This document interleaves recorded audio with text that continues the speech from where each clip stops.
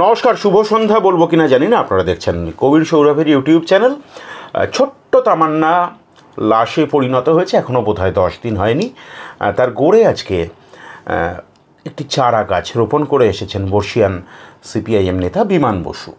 আমি সিপিআইএম নেতাটা সরিয়ে দিলাম। বিমান বসু একজন বর্ষিয়ান মানুষ, 85 বছরের বৃদ্ধ।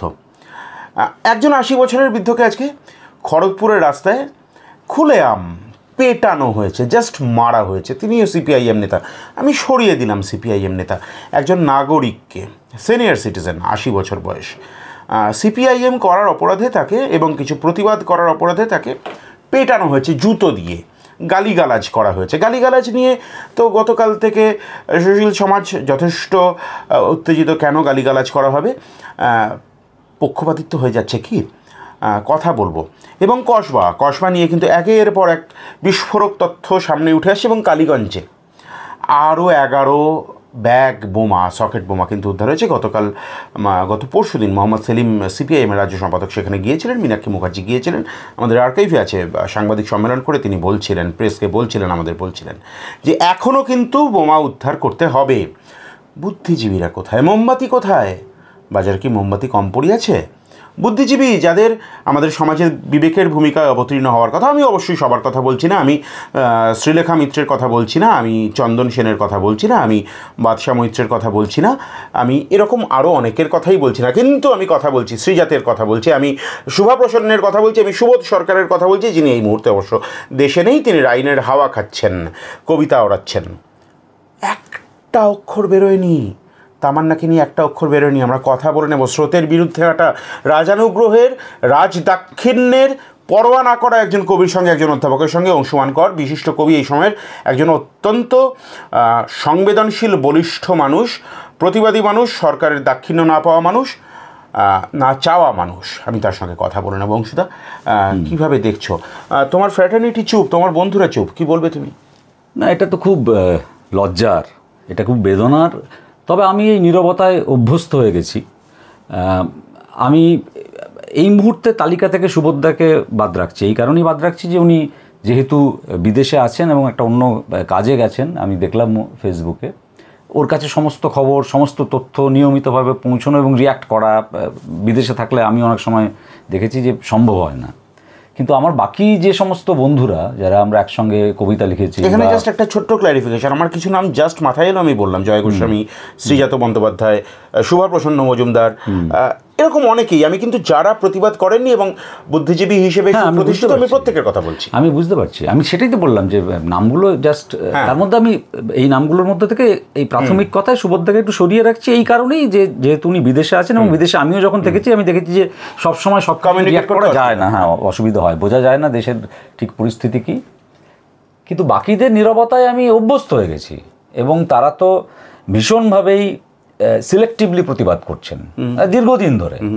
নির্দিষ্ট কতগুলো বিষয় যেখানে রাজ্য সরকারের কোনো রকম সংস্রব নেই বা তৃণমূল কংগ্রেসের সঙ্গে কোনো যোগ নেই, এমন ঘটনা যদি ঘটে তাহলে এরা প্রতিবাদ করছেন, নইলে প্রতিবাদ করছেন না। সেরকম ঘটনা এদের প্রত্যেকের, দেশে সেরকম কিছু কিছু ঘটনা যখন ঘটে তখন ওরা প্রতিবাদ করেন। পশ্চিমবঙ্গের বাইরে এমন কোনো ঘটনা ঘটলো তখন ওরা প্রতিবাদ করেন।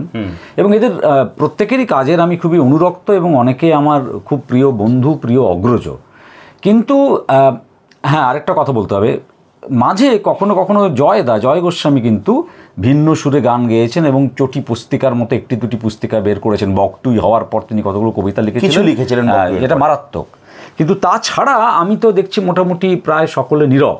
এবং আমি যেটা বললাম যে আমার নিজের যেটা মনে হয়েছে, এটা আমার খুব পরিষ্কার মনে হয়েছে। আমি আগেও একটা অন্য চ্যানেলে বছর 2-1 আগে বোধহয় বলেছিলাম এই একই প্রসঙ্গ, কেননা বারবার এই একই প্রসঙ্গ ঘুরে ফিরে আসে। কেননা এই রাজ্যে ক্ষমতা পরিবর্তনের পর থেকে তো প্রায় একটা মানে নরকের মধ্যে আমরা বাস করছি, কাজেই একই বিষয় নিয়ে আমাদের কথা বলেই যেতে হয়। আমি বলেছিলাম যে বুদ্ধিজীবীরা আসলে প্রত্যেকে ধান্দাজীবী হয়ে গেছেন। একদম পরিষ্কার, একদম আমি পরিষ্কার বলছি, মানে সকলে নয়, মানে যারা সরকারপন্থী বুদ্ধিজীবী তারা ধান্দাজীবী হয়ে গেছেন, একদম পরিষ্কার আমি এই কথাটা বলছি। তার কারণ আমি নিজে মানে এদের যে ভূমিকা একটা সময় সেটা দেখেছি এবং সেটা ঠিক হোক ভুল হোক, তাদের রাজনৈতিক অবস্থান ছিল, তারা স্পষ্ট কথা বলছিলেন। সরকারের বিরোধী অবস্থান ছিল। সেটা আবার আমি বলছি, ঠিক হোক ভুল হোক, কিন্তু ওরা কথা বলছিলেন, এবং সেই কথা বলার ফলেই কিন্তু এখানে একটা পরিবর্তন হয়েছিল। মানে এই রাজ্যে যে পরিবর্তন হয়েছিল তার পেছনে বুদ্ধিজীবীদের একটা বিরাট বড় ভূমিকা ছিল অবশ্যই। এবং তখন আমি এটাও দেখেছিলাম যে অনেক বামপন্থী বুদ্ধিজীবী, যাদেরকে আমি চিনতাম ছোটোবেলা থেকে, আমার বন্ধু বা অগ্রজ, যাদের বাম মানসিকতা সম্পর্কে আমি নিঃসন্দেহ ছিলাম, তারাও কিন্তু সরকারের বিরুদ্ধে মুখ খুলেছিল। 14 মার্চের ঘটনার পরে মৃণাল সেন মুখ খুলেছে, একদম, শঙ্খ ঘোষ এসেছেন। তো এটা তো একটা বড় ব্যাপার ছিল, এই পরিসরটা ছিল, সেইটা সম্পূর্ণ নষ্ট হয়ে গেছে। এবার অনেকে এখন বলতে পারেন যে বুদ্ধিজীবী মানে কেবল কলকাতার কয়েকজন বুদ্ধিজীবীর কথাই কেন বলা হচ্ছে, কেবল পরিচিত কতগুলো মুখের কথাই কেন বলা হচ্ছে, কারণ তাদের তো প্রভাবিত করার ক্ষমতা আছে। হ্যাঁ, এইটা একটা খুব বড় কথা। এটা খুব বড় কথা যে হ্যাঁ, রাজ্যে হয়তো যদি খোঁজ নিই তাহলে জেলায় জেলায় অনেক জায়গায়, শহরে গ্রামে হয়তো বুদ্ধিজীবীরা হেঁটেছেন এবং সেখানে দেখা যাবে যে তারা মিছিল করছেন বা ইয়ে করছেন, ঠিক আছে, কিন্তু তারা তো ব্যাপক অংশের জনগণের মতামতকে প্রভাবিত করতে পারবেন না। এই সমস্ত ক্ষেত্রে যাকে বলা হয়, এ নিয়ে প্রচুর মানে লেখাপত্র আছে, আমি সেই তাত্ত্বিক আলোচনায় যাচ্ছি না, যে যাদেরকে বলা হয় যে জনপরিসরের বুদ্ধিজীবী, গণবুদ্ধিজীবী কয়েকজন হয়ে ওঠেন, তো তাদের তো একটা মানে প্রবল ক্ষমতা থাকে জনমতকে প্রভাবিত করার, জনপরিসরে তাদের উপস্থিতি একটা বার্তা বহন করে। সেই কাজ ক্ষমতা পরিবর্তনের পরে, এটা বোধহয় এই শাসক দলের সবচেয়ে বড় কৃতিত্ব, যে প্রধান মুখ যেগুলি ছিল এবং যাদের মধ্যে অনেকগুলি সরকার পরিবর্তনের পরেও কিছুদিন বিরোধিতা করেছিল, স্পষ্টভাবে বিরোধিতা করেছিল। কৌশিক সেন কোথায়? তাদেরকে এরা চুপ করিয়ে দিতে পেরেছেন। এটা এদের এই কৃতিত্ব আমাকে দিতে হবে, যে মানে নিরঙ্কুশ হেজিমনি যা বলতে যা বোঝায়, সেটা এরা প্রতিষ্ঠিত করতে পেরেছেন বুদ্ধিজীবীদের মধ্যে। এবং ওই যে বললাম যে বুদ্ধিজীবীরাও দেখেছেন যে সরকারের সঙ্গে থাকলে নানা কিছু পাওয়া যাচ্ছে, না থাকলে অনেক কিছু পাওয়া যাচ্ছে না, এই বার্তাটাও গেছে, যার ফলে তারা ধান্দা দেখছেন এখন। এই জন্যই আমি বললাম যে বুদ্ধিজীবীরা আর বুদ্ধিজীবী নেই, তারা ধান্দাজীবী হয়ে। আমার আর্কাইভে আছে অংশুদা, আমি নাম করব না এখানে, অনুমতি তার ছাড়া, আর্কাইভ খুঁজলেই পাওয়া যাবে, আমার চ্যানেলেই ভিডিও রয়েছে। একজন স্বনামধন্য অভিনেত্রী, চিত্রাভিনেত্রী, মঞ্চাভিনেত্রী, অভয়ার ঘটনার পরে, তিলোত্তমার ঘটনার পরে যে কজন অভিনেত্রী অভিনেতা তারা আন্দোলনের পুরোধা ছিলেন, তাদের মধ্যে একজন অন্যতম গুরুত্বপূর্ণ এবং দীর্ঘদিন কাজ করে চলেছেন। তার কাজ মানে একদম কনসেন্ট নিয়ে, মানে এগ্রিমেন্ট হয়ে যাওয়া কাজ পরপর বাতিল। না, এটা তো জানি আমরা, মানে টলিগঞ্জে আমার খুব বন্ধু বান্ধব নেই অভিনয়ের জগতের, আমার যোগাযোগ না নাটকের সঙ্গে মূলত, কিন্তু যা আসছে প্রকাশ্যে, আজকেই তো দেখলাম অনির্বাণ ভট্টাচার্য এরকম একটা আশঙ্কা প্রকাশ করছেন যে আগামী দিনে অনির্বাণ আর কাজ করতে পারবেন কিনা, এবং একটা দীর্ঘ সময় ধরে ওকে কোনো কাজ দেওয়া হয়নি। আজকেই তো দেখলাম ওরা কোর্টে গেছিলেন। অনির্বাণ ভট্টাচার্য যে খুব সোচ্চার তাও কিন্তু নয়। না উনি অনির্বাণ বললেন যে উনি কোর্টে গেছিলেন বলে তাই। হ্যাঁ, অনির্বাণ নিশ্চুপ ছিলেন। তিলোত্তমার ঘটনায় যারা পথে নেমেছিলেন তাদের একটা বিরাট বড় অংশ এইবার কিন্তু এখনো পর্যন্ত পথে তো নামেনি, একটি বিবৃতিও দেননি, একটি ফেসবুকে পোস্ট করেননি। শ্রীলেখা মিত্র ব্যতিক্রম না, গতকাল তিনি ব্যারিকেড ধরেছেন। যে তুই তো সেই নামগুলো প্রথমে করেই দিয়েছিস, আমি তার বাইরে বলছি, অনেকে একটি কথাও বলেননি, এবং সেটা কেন, সেটা কিন্তু একটু তলিয়ে বুঝলেই মানে বোঝা যায়, তলিয়ে দেখলেই বোঝা যায় যে কেন। ওই যে বললাম যে ধান্দার সম্পর্কটা আছে। এবং আমার সবচেয়ে দুঃখ লাগে, আমি তাও বলবো যে যারা পারফর্মিং আর্টস মানে যাকে আমরা বলি তার সঙ্গে যুক্ত থাকেন, সেই সমস্ত শিল্পের সঙ্গে যুক্ত মানুষজনের তাও দ্বিধা বা সংকোচ বা ভয়ের কারণ আমি বুঝতে পারি খানিকটা। এই যে অনির্বাণের যেমন কাজ চলে যাওয়ার ভয় পাচ্ছেন, তার তো ওটাই রুজি, সেইখানে যদি আক্রমণ চলে আসে তাহলে অনেকে থমকে যেতে পারেন। বিকল্প পেশার কথাও বলেছেন, এই তো বললাম, সেটা নয়, আমি বুঝতে পারছি খানিকটা। কবিদের এই হিরণ্ময় নীরবতার আমার কাছে কোনো ব্যাখ্যা নেই, কেন আমরা যারা কবিতা লিখি আমাদের তো আর মঞ্চের দরকার হয় না। ঠিক, আমরা যারা কবিতা লিখি আমাদের তো আর অভিনয় করে, আবৃত্তি করে, গান গেয়ে 2 পয়সা রোজগার করতে হয় না। কবিদের হাতে একটা কলম থাকে, আর আজকে একটা ফোন আছে। তুমি অধ্যাপক, অনেকেই চাকরি বাকরি করেন, প্রতিষ্ঠিত বড় চাকরি করেন। হ্যাঁ, অনেকেই আছেন। এক কবিতা লিখে আমি 1 পয়সা না পেলেও আমার চলে যাবে। হ্যাঁ, একদম কবিতা লিখে ক পয়সা পাওয়া যায়, বেশি তো পাওয়া যায় না। অধিকাংশই সেই যেটুকু পাওয়া যায়, অধিকাংশ কবি সেটুকুও পান না। লিটল ম্যাগাজিনে যে কবিতা বের হয়, বাণিজ্যিক পত্রিকায় কবিতা লিখলে হয়তো 500 টাকা। 2011 সালের আগে বা পরে, ওই সময়টা যখন অধুনা মুখ্যমন্ত্রী রেলমন্ত্রী ছিলেন, আমি 2009 সালের পরের কথা বলছি, তুমি কোনো কমিটির ধারে কাছে ছিলে? না, আমি কোনো কমিটির ধারে কাছে, ওইটাই সমস্যা, আমি কোনো কমিটির ধারে কাছে ওইটা কখনো পাওনি, ওই জন্য হারানোর ভয়টা বোধহয় নেই। আমার কাছে খুব দূর একটা যোগাযোগ থেকে একবার ক্ষমতা পরিবর্তনের পর জানতে চাওয়া হয়েছিল, খুব দূর একটা যোগাযোগ থেকে, যে আমি সরকারের কোনো কমিটির দায়িত্ব দিলে আমি সেই দায়িত্ব পালন করতে ইচ্ছুক কিনা। তো আমি পরিষ্কার বলেছিলাম যে না, আমি ইচ্ছুক নই। তার কারণ তক্ষুনি সুনীল গঙ্গোপাধ্যায়কে শিশু কিশোর একাডেমি সভাপতির পদ থেকে সরিয়ে দেওয়া হয়েছিল, এবং আমার মনে হয়েছিল যে এটা এমন একটা কাজ করা হলো, নীরেন্দা বাংলা একাডেমিতে ছিলেন, তাকে সরিয়ে দেওয়া হয়েছিল, এমন কাজ করা আমার না, সন্দীপন তখন নেই, এমন কাজ করা হচ্ছিল, দুজন আমি খুব মানে বড় মাপের মানুষের কথা বললাম, তা আমার মনে হচ্ছিল যে না, কোনো আমার কাছে খুব মানে দূর জায়গা থেকে একটা টোকা মেরে বোঝার চেষ্টা করা হয়েছিল, এইটুকু। এছাড়া আমার কাছে সরকারের তরফ থেকে কখনো কোনো অ্যাপ্রোচই আসেনি। সরকারি কিছু কাজ আমাকে অনেক সময় করতে হয়েছে, জেলা স্তরের হয়তো কোনো একটা জায়গায় বিচারকের ভূমিকায় ডেকেছেন দিয়ে সেটা করে দিয়েছি, এর বাইরে আর কোনো রকম মানে সেটা আমার মনে হয়েছে উচিত, হয়তো একটা নাট্য প্রতিযোগিতার বিচারক হিসেবে কাজ করে দিয়েছি কখনো, এরকম হয়েছে একবার দুবার। কমিটিতে আমি মানে কখনোই থাকিনি, থাকার কোনো স্পৃহা বা বাসনাও নেই। এবার অংশুদা, আমার প্রশ্নটা আমি কয়েকটা নাম তোমাকে করবো, তোমার কাছে করবো। আমি ব্রাত্য বসু, অর্পিতা ঘোষ, এই নামগুলোকে রাখছি না, ইভেন ইন্দ্রনীল সেন, ইভেন আমি জন্মগতভাবে বামপন্থী কোট অ্যান্ড কোট অরিন্দম শীলের কথাও বলছি না, রাজ চক্রবর্তী, তারা তো একটা শিবিরে আছেনই, বিলং করছেন। কিন্তু যে মানুষগুলি বলেছেন যে আমরা অরাজনৈতিক, আমরা প্রতিবাদ করব, আমরা বুদ্ধিজীবী, আমরা বিবেক, সেই নামগুলো সম্পর্কে আমি একটা নাম তোমাকে করি। কৌশিক সেনের কথা সবার আগে মনে পড়ছে, কৌশিক সেন সম্পর্কে কি বলবে? কৌশিক সেনকে তো আমার মনে হয়েছে মানে ভীষণ সুবিধাবাদী অবস্থান নেন, এবং ওর অরাজনৈতিক অবস্থানটা একটি সুবিধাবাদী অবস্থান। ও মাঝে মাঝে মুখ খুলেন এবং এমন কথা বলেন যে কথাগুলোর সেই অর্থে খুব সারবত্তা আমি আছে বলে খুঁজে পাইনি, সত্যি কথা বলতে কি। হ্যাঁ, মানে একটা ধরি মাছ নাচুই পানি অবস্থান, এবং বরং ওর পুত্র ঋদ্ধি বরং মাঝে মাঝে খুব সরাসরি কিছু কথা বলেছে, এটা মানতে হবে।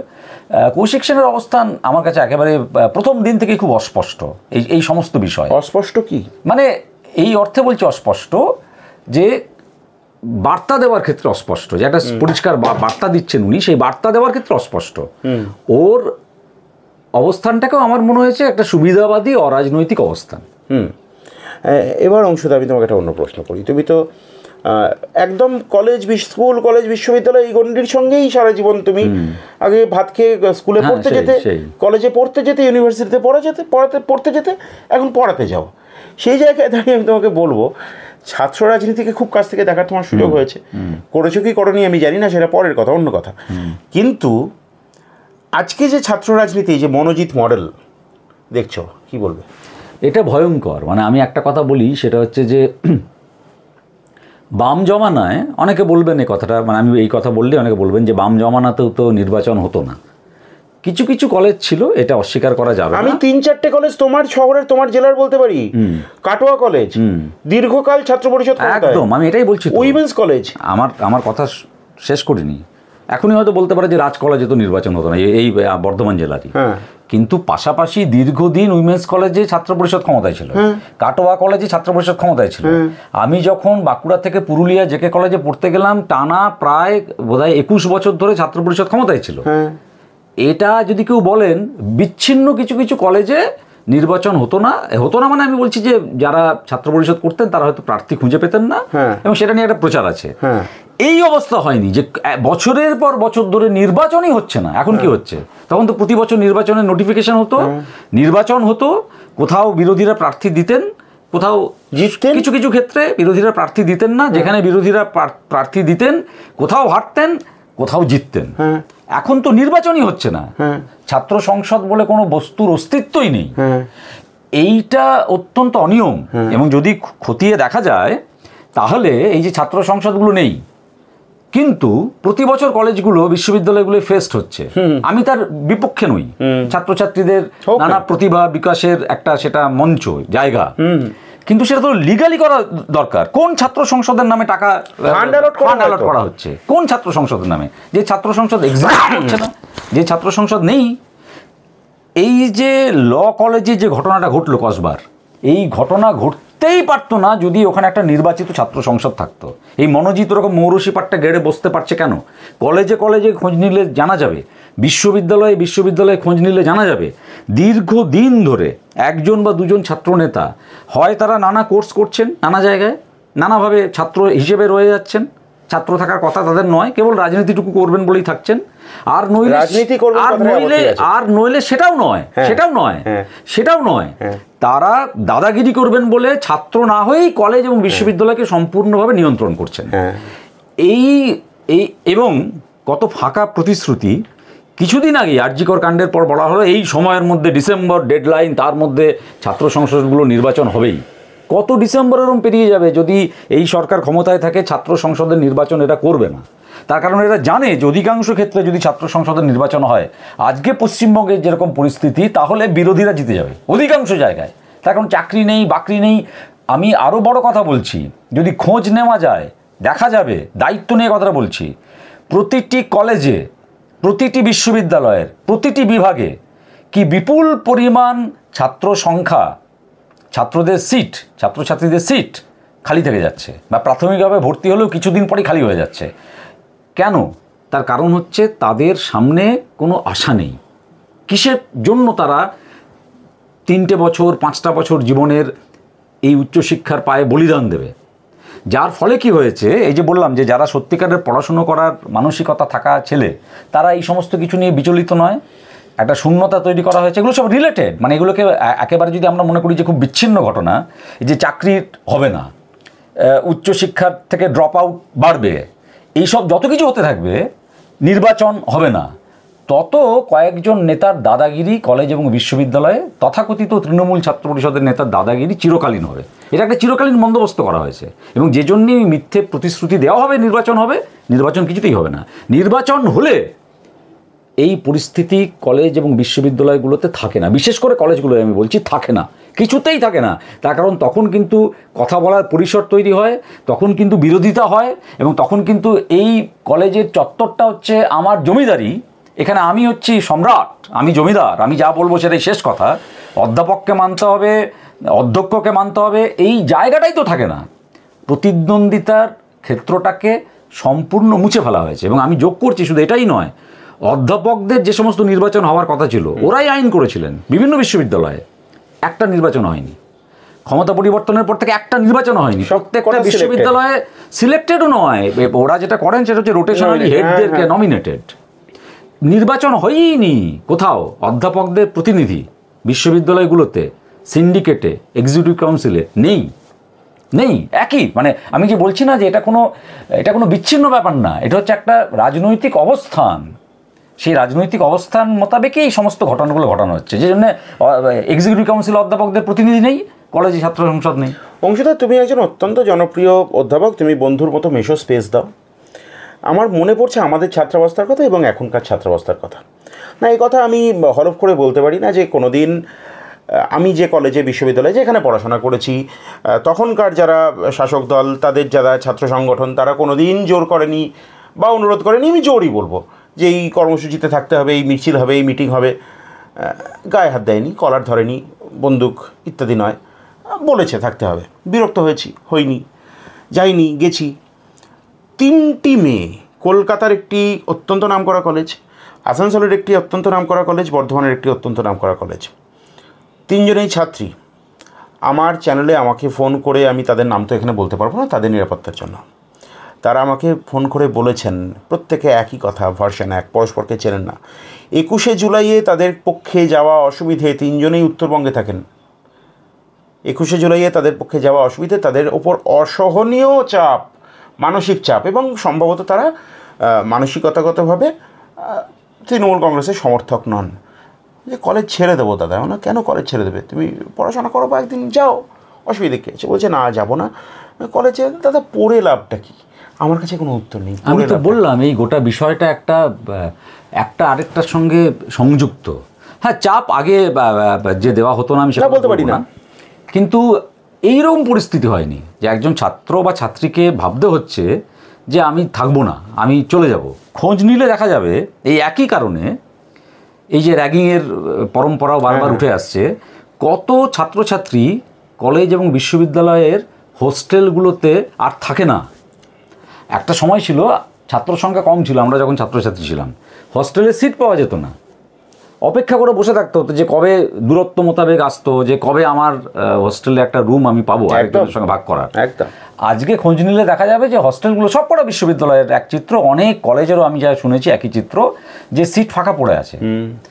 এই ভয়ে ভয়ে এই অত্যাচার যে থাকলেই আমাকে এই কাজ করতেই হবে, এখানে যেতেই হবে, সেখানে যেতেই হবে, তারা তো পড়াশুনো করতে আসে, যে আমি পড়াশুনোটাই করতে পারবো না, এই ভয়ে তারা একটা বিপুল অংশের ছাত্রছাত্রী আজকে নানা জায়গায় বাড়ি ভাড়া নিয়ে থাকছে, পিজি যেখানে যেখানে চালু আছে থাকছে, ছাত্রাবাসে যেগুলো বেসরকারি। যাদবপুরকে যেভাবে স্টিগমাটাইজ করে দেওয়া হচ্ছে, সেদিনই আমি দেখছিলাম আলিপুরদুয়ারের একটি বাচ্চা ছেলে, সে বাচ্চা ছেলেই হবে, সে যাদবপুরে পড়াশোনা করছে, সে যদি গ্রামে গিয়ে তাকে শুনতে হয় তোরা তখন গাঁজা খাস, তোরা তখন মদ খাস, যেহেতু যাদবপুরকে কবজায় আনা যাচ্ছে না, তাহলে তার সোশ্যাল মানে তার সামাজিক অবস্থানটা কী হবে? না, এটা তো খুব ডেলিভারেটলি করা হচ্ছে, কিন্তু যাদবপুরের যে এক্সেলেন্স, একাডেমিক যে এক্সেলেন্স, সেটা তো মেনে নিতে বাধ্য। যদি তাই হতো কেবল যে মানে যাদবপুরে কেবলমাত্র গাঁজা আর মদই খাওয়া হয়, তাহলে তো মানে তাদের ছাত্রছাত্রীরা নানা জায়গায় যখন ছড়িয়ে পড়ছে, এত উজ্জ্বল মেধার জোরে তারা দৃষ্টি এখন আকর্ষণ করছে, তো তাহলে তো সেটা তারা করতে পারতো না। আমার নিজের কন্যাই তো যাদবপুরে থেকে পড়ে এসেছে, কোনো রকম অসুবিধা তার তো হয়নি, সে তো দিব্যি পড়াশোনা করে বেরিয়ে। অংশুদা, আমি দুটো বিষয় নিয়ে, আমি তোমাকে বুদ্ধিজীবী বললে কি তোমার আপত্তি আছে? যদি থাকে তাহলে বলবো, না হলে বলবো। যে যা হোক বলতে পারে, আমার কিছু আপত্তি নেই। কবি, অধ্যাপক, কবিতা লেখার চেষ্টা করা মানুষ একজন, সেটা আমি স্বচ্ছন্দ। তুমি এই সময়ের একজন অত্যন্ত গুরুত্বপূর্ণ বলিষ্ঠ কলম, সেই জায়গায় দাঁড়িয়ে আমি তোমাকে প্রশ্ন করব। 80 বছরে খুব সংক্ষেপে প্রতিক্রিয়া নেব তিনটি বিষয়ের। 80 বছরের যে মানুষটিকে ওইভাবে রাস্তায় প্রকাশ্যে মারা হলো, রং ছুঁড়ে মারা হলো, এবং আরেকটা কাউন্টার ডিসকোর্সও আছে, ভদ্রলোক কিন্তু তার হয়ে যারা উন্মত্তের মতো থানা ঘেরাও করতে গিয়েছেন, প্রতিবাদ দেখাচ্ছেন, তাদেরকে শান্ত করছে। হ্যাঁ, সেটা তো দেখলাম ভিডিওতে। আমার কাছে ওটা বেশি গুরুত্বপূর্ণ। নিশ্চয়ই। কি বলবে? না, এটা তো চূড়ান্ত নিন্দনীয় একটা ঘটনা, এবং মানে এইটাই তো এই যে একটা ভয়ের পরিবেশ, যেটা আমি কিছুদিন আগে অন্য পরিপ্রেক্ষিতেও বলছিলাম, গোটা রাজ্য জুড়ে একটা চূড়ান্ত ভয়ের পরিবেশ তৈরি করা হয়েছে, যে তুমি প্রতিবাদ করলে তুমি সঙ্গে সঙ্গে তার প্রতিবাদের শাস্তি পাবে। এবং আমি ফেসবুকে এই ভদ্রলোককে নিয়ে একটি পোস্ট করেছিলাম, সেখানে এসে এলাকার যে সমস্ত মানুষজন, যাদের অনেকেরই কোনো রাজনৈতিক মতামতে বিশ্বাস নেই, তাদের কারোর সঙ্গে কখনো আমার মতপার্থক্য হয়েছে, তারা সকলে বলে গেছেন যে ওই ভদ্রলোক ভীষণভাবে সাধারণ মানুষের পাশে থাকেন, একজন বৃদ্ধ মানুষ পাশে থাকেন। এই মানুষটি অনিল দাস, অনিল দাস, তো সেভাবেই তিনি পাশে ছিলেন। তিনি বলেছেন আমি প্রতিবাদ করেছি একটি ঘটনার, তাকে ওই যে শিক্ষা, সঙ্গে সঙ্গে শিক্ষা দিতে হবে, যে তুমি গলা দেখ। আমরা তো এটাও শুনেছি যে বর্ধমান শহরেও একাধিক অবৈধ নির্মাণ হতে দেওয়া হয়েছে, এক একটা অঞ্চলের কাউন্সিলররা সেগুলোকে, এই যে আমি বলছি না এটা চক্র, ওই ঘটনাটাও যেটা শুনলাম সেটা হচ্ছে সেরকমই, একজন কার বাড়ির দেওয়াল ভেঙে দিয়েছেন এবং তিনি প্রতিবাদ করেছেন, যে যিনি ভেঙেছেন সেই বোধহয় প্রমোটার বা কেউ হবেন সম্ভবত, তার পাশে দাঁড়িয়ে গেছেন এই আমাদের মাননীয়া বেবিদি, বেবি কোলে। তো একই তো ব্যাপার, এটা একটা চক্র। হয় তাহলে বড় হলে কি হবে ওদের, মানে কি বলবো, সকলেই কোচি এবং বাচ্চা নেতা এবং নেত্রী, সেই জন্য বুঝতে পারেন না এবং এইসব ঘটনা ঘটিয়ে ফেলেন, কিন্তু একটা পরিকল্পিত চক্র এইটা প্রতিষ্ঠা পেয়েছে। না হলে মাননীয়া মুখ্যমন্ত্রীকে কি বারবার একাধিকবার ওদের সভাতে এই বার্তা দিতে হয় যে কেউ টাকা চাইলে টাকা দেবেন না?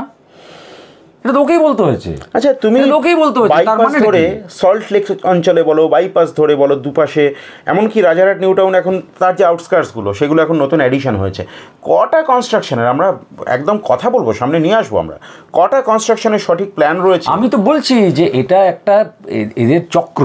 বর্তমানে সব থেকে বড় যে জলাশয় সেটাকে বুঝিয়ে, হ্যাঁ সেটাকে বুঝিয়ে, হ্যাঁ এটা তো চক্র, এটা দেখেছি তো আমরা। এবং তারপর মাঝে মাঝে এদের বিবেক জেগে ওঠে, তখন মিউনিসিপ্যালিটি থেকে হঠাৎ করে এসে ঝুঁকড়ি উৎখাতগুলো ভেঙে দিল, তাদের পুনর্বাসনের কোনো ব্যবস্থা নেই, এবং তাদের অনেকের কাছ থেকে হয়তো এদেরই নেতারা তার আগে হয়তো, কেন মানে নিশ্চিত নইলে মুখ্যমন্ত্রী কেন বলবেন যে কেউ টাকা চাইলে টাকা দেবেন না? টাকা চাইবে কেন? হ্যাঁ, টাকা চাইবে কেন? টাকা চাইবে কেন? তাদের কাছ থেকে টাকা নিয়েছে হয়তো অতীতে। আরেকটি ছোট্ট ঘটনা, একটি ছোট্ট মেয়ে মারা গেছে, একটি ছোট্ট ঘটনা, বোমার আঘাতে, এসপি যদিও বলেছেন দুর্ঘটনা, বিরাট বড় ঘটনা। মানে তুই ছোট্ট ঘটনা হয়তো বিদ্রুপ করে বলছিস, কিন্তু আমি না না, একটা গ্রামের ছোট্ট মেয়ে, তার প্রাণের কি দাম, ছোট্ট মেয়ে, সেই পড়াশোনা।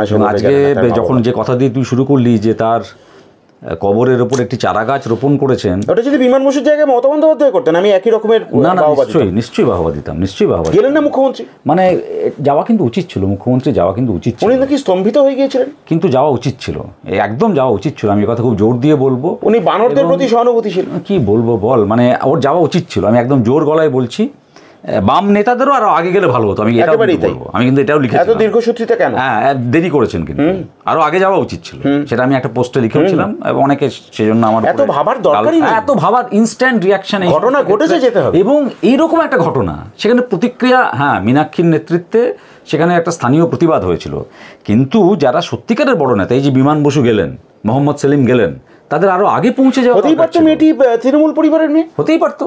আমি শিশুর তলভেদ করবো? কোথায় কোথায় কোথায় রাজনীতি, কোথায় তার কাছে?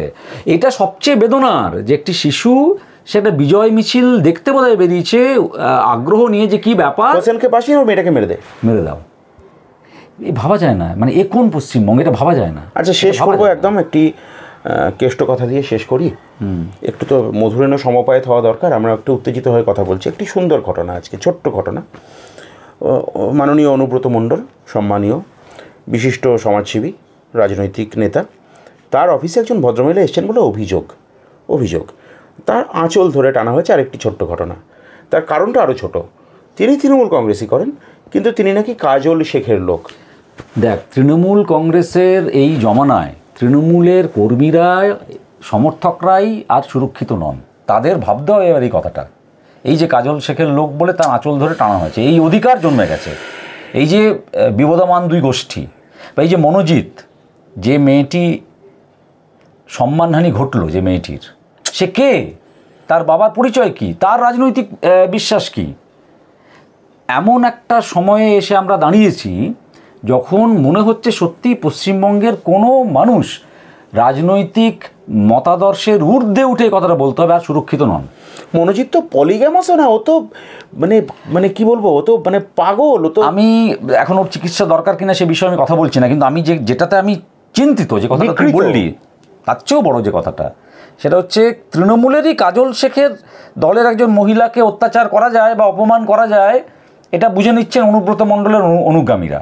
তৃণমূলেরই একজনকে একটি সাংগঠনিক পদ দিয়ে তার কাছ থেকে অনেক কিছু বিনিময়ে নিয়ে নেওয়া যায়, না নিলে তার এই হাল করে দেওয়া যায়, সেটা বুঝিয়ে দিচ্ছেন তৃণমূল ছাত্র পরিষদের এক নেতা। আমি তো দেখলাম একটি টিভি চ্যানেলে রাজন্না হালদার, যাকে ওরা সাসপেন্ড করেছে, সে বলছে যে এরকম আরো অনেকজন রয়েছে, আরও আগে যাকে ওরা 21শে জুলাই মঞ্চে তুলেছিল, মীনাক্ষী মুখার্জি, দীপশিতা ধরের কাউন্টার পার্ট হিসেবে। হ্যাঁ, তো সে তো বলছে, তার মানে তো বোঝাই, আমি তো বললাম যে পরিস্থিতি এমন জায়গায় গেছে যে আজকে তৃণমূল কংগ্রেসের শাসনকালে তৃণমূল কংগ্রেসের সমর্থকদের, নেতাদের ঘরের মানুষজন, তারা নিজেরাও, আমি অতখানি শুরু করছি অংশদা, কার উপর কখন আক্রমণ নেমে আসবে ওরা নিজেরাও জানেন না। মীনাক্ষী মুখার্জি, দীপশিতা ধরকে নিয়ে তোমার 1001টা প্রশ্ন থাকতে পারে, বিরোধিতা থাকতে পারে, থাকতেই পারে, থাকুক। আমারও যে সব কিছু খুব ভালো লাগে নাকি, মানুষের লাগার কথা নয়, কিন্তু তারা তো tested politically at least. Rajanna Haldar কীভাবে গিটারকে গান গেয়েছে, মেয়েটি ভালো লেগেছে, মুখ্যমন্ত্রী মঞ্চে তুলে দিয়েছেন। মূলের তো রাজনীতিটাই তাই, তো ওদের যে সাংসদ যারা হয়েছেন তাদেরই তারা কীভাবে সাংসদ হন, এটা তো ওদের নিয়ম, এটা তো ওদের নিয়ম, এবং যার ফলে অতি দ্রুত তাকে আবার বহিষ্কারও করতে হলো। অভয়াকাণ্ডের পর যেভাবে এই বাচ্চা মেয়েটি, আমি ছোটোই বলবো, সে রাজন্না, সে আমার ছাত্রী তুল্য ছোট্ট মেয়ে, সে যেভাবে একটা ভুল পদক্ষেপ নিল, ওটা তো ঠিক হয়নি, ওই যেটাও করেছিল। কিন্তু আমি আবার বলছি যে তুই এই রাজনৈতিক ম্যাচিউরিটিকে আশা করছিস নাকি? এই দলটা চলেই তো এভাবে যে যাকে তাকে একটা মুখ বানিয়ে দাও, এবং সেভাবে ভোটের পর ভোট জিতেও গেছে। কথাটা হচ্ছে, যেটা আমি খুব জোর দিয়ে বলতে চাই, সেটা হচ্ছে জয় পরাজয় দিয়ে না একটা রাজ্যের শাসনকালের চরিত্র, যে সেটা সঠিক না বেঠিক, তার বিচার হয় না। যদি হতো তাহলে রবীন্দ্রনাথের কর্ণকুন্তী সংবাদে কর্ণ বলতেন না, যে পক্ষের পরাজয় সে পক্ষ ত্যাজিতে মোরে করোনা আহ্বান। এটাই সবচেয়ে পশ্চিমবঙ্গের এই মুহূর্তের, আমি বলবো, দুর্দশা, যে জয়, রাজনৈতিক জয় এই সমস্ত কিছুকে ঢেকে দিচ্ছে। কিন্তু ইতিহাস যখন লেখা হবে তখন কিন্তু এই জয় দিয়ে, রাজনৈতিক জয় দিয়ে এই সমস্ত কিছুকে ঢেকে দেওয়া যাবে না। রাজনীতির ইতিহাসে জয় শেষ পর্যন্ত বৃহত্তর আঙ্গিকে শেষ কথা বলে না। জয় অনেক সময়ে আসলে মানুষের পরাজয়, ইতিহাসের খাতায় তার পরাজয় সুনিশ্চিত করে। এই দলটার ক্ষেত্রে কিন্তু এই ঘটনাটা ঘটবে। আপনি ইতিহাস হয়ে যাওয়ার আগে প্রতিবাদ করবেন কিনা আপনার ব্যাপার, আমরা কোনো জনমত এখানে তৈরি করতে বসিনি, আমরা কোনো দলকে সমর্থন করছি না। সিপিএম যদি এই ধরনের কোনো অপরাধ প্রকাশ্যে সংগঠিত করে, যে কটা ঘটনার কথা বলেছি প্রত্যেকটিতে দলগতভাবে তৃণমূল কংগ্রেস যোগ রয়েছে, তাই তাদের বিরুদ্ধে বলেছি। অন্য কোনো দল যদি এই ধরনের কোনো অপরাধ করে তাদের বিরুদ্ধে একই রকম সোচ্চার হব, আরও বেশি সোচ্চার হব। এবং আপনার কাছে, আমার চ্যানেলের দর্শকের কাছে আমার অনুরোধ, দল ও মত নির্বিশেষে নিজের অধিকার বুঝে নেওয়ার লড়াই ছাড়বেন না, এবং যত অন্যায় তত সোচ্চার হব আমরা। এই কথা দিয়ে আজকের এপিসোড শেষ করছি, এবং এই ধরনের আরও এক্সক্লুসিভ কন্টেন্টসের জন্য আপনার চোখ থাক কবির সৌরভের ইউটিউব চ্যানেলে।